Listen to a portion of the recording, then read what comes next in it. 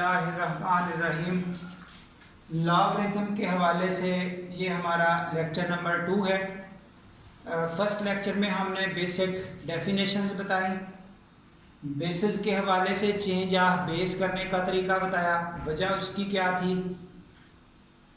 इस लेक्चर में अब स्टार्ट कर रहे हैं डिफरेंट प्रॉपर्टीज़ ऑफ लॉगरिथम। अब प्रॉपर्टीज़ का काम क्या है? एक मुश्किल सेटअप को आसान सेटअप में चेंज करना। वैसे सिंपल क्वेश्चंस पूछे जा रहे होते हैं, तो इस वक्त मुझे ज़ाहिर है उन प्रॉपर्टीज़ को अरेंज करके बताना है, फिर एग्जांपल्स आगे आती जाएंगी और इनका यूज़ समझ आता जाएगा। फ़िलहाल जो ये वाला लेक्चर है दैट इज़ वेरी बेसिक, यानी कि वो प्रॉपर्टीज़ जो बच्चों ने 9th 10th क्लास में डिस्कस कर ली हुई हैं। ज़्यादातर ये उनकी रिवीजन है।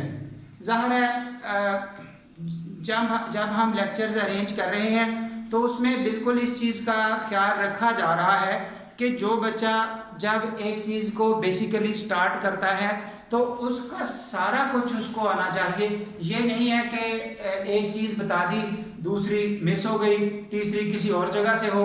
यानी कि इन लेक्चर्स में एक कंटिन्यूटी इंशाल्लाह आपको इस स्टाइल से मिलेगी कि आपको 1 to all वो सारा कुछ जो बेसिक है, बेशक आसान है, वो भी बताया जा रहा है। उसके बाद मसलन कमिंग प्रॉपर्टीज आएंगी जो बच्चों ने सुनी ही नहीं होगी।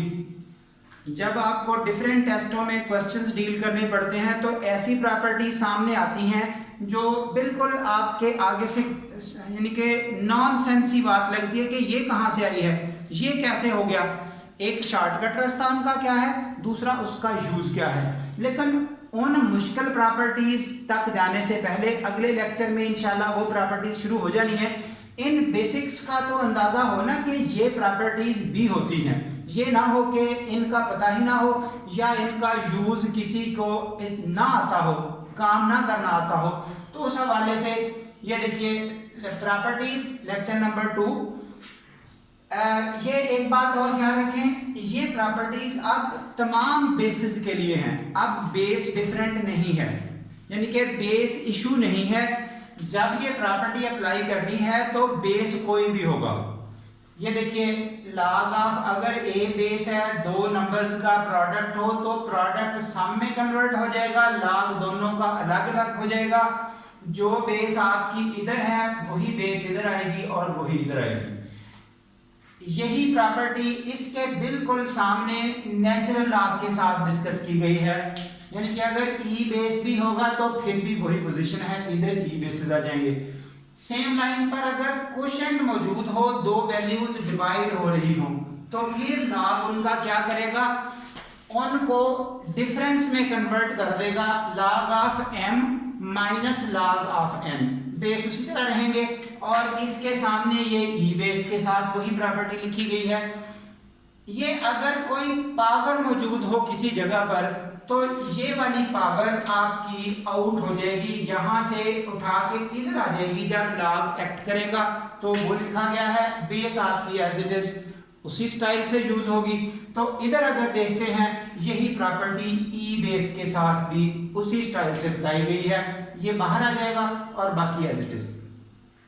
ये एग्जाम्पल सॉल्व करने से पहले आपको कुछ इस डाटा का ख्याल रखना है। ये डाटा इनसे भी ज्यादा इंपॉर्टेंट है।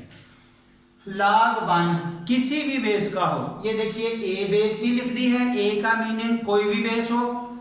ये फिक्स बेस है ई, हर सूरत आंसर 0, यानी कि 1 का जब log हल करना पड़े तो आंसर 0 ही होगा फॉर ऑल बेसिस। अगर 0 का log हल करना पड़े फॉर ऑल बेसिस तो इन्फिनिटी आंसर है। अगर इन्फिनिटी का log हल करना पड़े फॉर ऑल बेसिस तो भी इन्फिनिटी है, अनडिफाइंड कह लें। अगर नेगेटिव नंबर्स का कहीं log हल करना पड़े तो वो भी डिफाइन नहीं होता इन रियल नंबर सिस्टम, जबकि कॉम्प्लेक्स नंबर्स में नेगेटिव नंबर्स का log आता है। जैसे -1 का स्क्वायर रूट लें तो आयोटा एक कॉम्प्लेक्स नंबर है। कॉम्प्लेक्स नंबर्स में, इमेजिनरी नंबर्स में log का, नेगेटिव नंबरों का log का सलूशन है, जबकि रियल सिस्टम में नहीं है। इसलिए ये देखिए log ऑफ अगर -1 आए तो आयोटा इंटू पाई पाई एक इरेशनल नंबर है, 3.14 जिसकी वैल्यू है, जबकि आयोटा -1 का स्क्वायर रूट है। इसी तरह एक और एग्जांपल log ऑफ -5 लिखी तो ये इसका सोल्यूशन लिखा, एटसेट्रा। ये आंसर्स बने कैसे हैं, इस हवाले से ये नीचे रिमार्क्स में फार्मूला लिख दिया है। अगर कोई इस तरह का नंबर हो, कम्प्लेक्स नंबर, उसका मॉडुलस यहाँ पर plus iota argument of Z. अब आर्गुमेंट ज़ाहिर है अलग से एक टॉपिक अंडर डिस्कशन है, ये जब कभी कम्प्लेक्स नंबर सिस्टम आएगा तो वहाँ आर्गुमेंट्स के हवाले से इंशाल्लाह कंप्लीट लेक्चर दिया जाएगा। फिलहाल इसको एज ए फार्मूला आप डील कर सकते हैं। इनके ये इंपॉर्टेंट चीज़ें कमिंग क्वेश्चंस में जब नेक्स्ट आर्टिकल्स डिस्कस होंगे लॉग से रिलेटेड, तो ये बातें आपके काम आ रही होंगी, इसलिए इनको आपने याद करना है एज ए फार्मूला। और अब ये नेगेटिव नंबरों का लॉग रियल्स में नहीं आता, 0 का लॉग इंफिनिटी आता है, 1 का लॉग 0 आता है। ये वो रीजंस हैं जहां पर हमें जो कल बात इनके इससे पिछले लेक्चर में बात हुई थी कि 1 बेस क्यों नहीं होती और नेगेटिव बेस क्यों नहीं होती, 0 बेस क्यों नहीं होती, ये चीजें आपके काम आएंगी जब इनकी डिस्कशन शुरू होगी। अब इन प्रॉपर्टीज को यूज करने के लिए एक एग्जांपल है, से log of 2 equal to x, log of 3 equal to y, log of 5 equal to z। इनके आंसर्स मौजूद हैं अगर कैलकुलेटर से लेते हैं, लेकिन हमने इनको सपोज्ड नंबरों के साथ वर्किंग में ले आए हैं। ऐसे भी हो सकता है log of a equal to x, log of b equal to y, like this. तो बहरहाल आगे इनसे क्वेश्चन पूछे हैं, log ऑफ 20 की कीमत 120 की बार 3/4, 5 ओवर दिस, log ऑफ 3.6। ये इन नंबरों के लॉग हल करने के लिए इन्हीं प्रॉपर्टीज का यूज देखिए। log ऑफ 20 हम उसकी अरेंजमेंट उस तरह की कर देंगे जिसमें ये वैल्यूज यूजेबल हों। ये देखिए log 5 मल्टीप्लाई बाई 4, ये 20 ही रहा, और उसके बाद इस mn वाली प्रॉपर्टी को यूज करते हैं log 5 प्लस log, ये जो 4 लिखा गया 4 को फर्दर फिर 2 का स्क्वायर लिखा गया, 2 का स्क्वायर। तो अब ये 2 बाहर आ चुका, log 5 प्लस 2 log 2। अब इस log 5 की कीमत z है, इस log 2 की कीमत x है, ये दोनों वैल्यूज पुट कर देंगे, ये आपका सोल्यूशन। इसी तरह 120 की पावर 3/4, ये 3/4 इस प्रॉपर्टी के मुताबिक आउट हो गया, बाकी log 120 लिखा। अब 120 के वो पार्ट्स किए जिनकी वैल्यूज अवेलेबल हैं, 5, 3 और 8, ये तीनों का प्रोडक्ट आपका 120 ही होगा।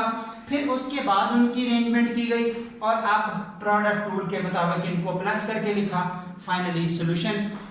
इसी तरह ये क्वोशिएंट के हवाले से है, log 5 ये हो गया, ये डिनोमिनेटर में 2 वैल्यूज हैं, ये भी माइनस में, ये भी माइनस में, जितनी भी वैल्यूज डिनोमिनेटर में होंगी वो माइनस होती जाएंगी, और ये माइनस करते हुए फिर सॉल्यूशन रहा।